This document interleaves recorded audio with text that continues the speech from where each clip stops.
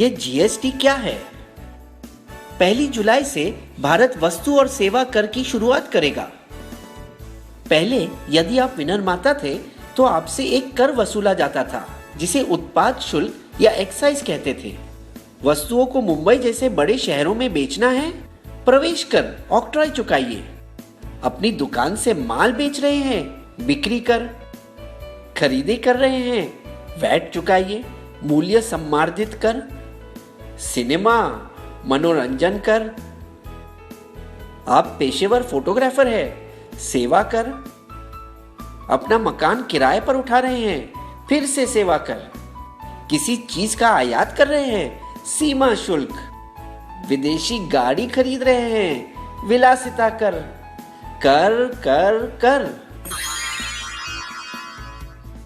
America के संस्थापक पिताओं में से एक और $100 की नोट पर चमकते चेहरे बेंजामिन फ्रैंकलिन ने एक बार कहा था, जिंदगी में केवल 2 ही चीजें तय हैं, मौत और कर। हर एक सरकार अपने खजाने को भरने के लिए नए कर की इजाद करती है। अब भला और कौन सा कर मैं लाऊं? राजनीतिक विपक्ष पहले से ही बहुत देरी करवा चुका है। 160 देशों में भारत से पहले ही जीएसटी है। कुछ देशों में तो यह 1950 के दशक में ही आ चुका था। तो क्या हमें चिंता करनी चाहिए कि इसकी वजह से हमें ज्यादा कर अदा करने होंगे, या हमें खुशी होनी चाहिए कि कर कम होंगे? आइए देखें कि जीएसटी आपको और मुझे किस तरह प्रभावित करेगा।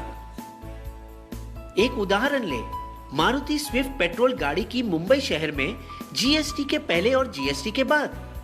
समझिए कि गाड़ी का दाम 100 रुपए है, जैसे कि केंद्रीय उत्पाद शुल्क 12.5%, सेस 1%, प्रवेश कर 4.5%, वैट 13.5%, भाड़ा 5 और बीमा 2%। कुल मिलाकर दाम बनता है 143। अब देखिए जीएसटी के बाद वाली दुनिया में भाड़ा 5 और बीमा 2% तो रहेगा, और फिर होगा एक ही टैक्स जीएसटी, जिसे जोड़कर दाम बनता है 139, यानी 4% सस्ता। दिल्ली राज्य के अलग करों की वजह से यह दाम बढ़ेगा। 85 वस्तुओं 1211 में से फल, सब्जी, गुड़, अनाज और दूध पर कोई कर नहीं। जीएसटी को 4 वर्गों में अलग किया गया। 5% शक्कर, चाय, कॉफी, खाने का तेल। 12% मक्खन, मोबाइल फोन, प्रेशर कुकर।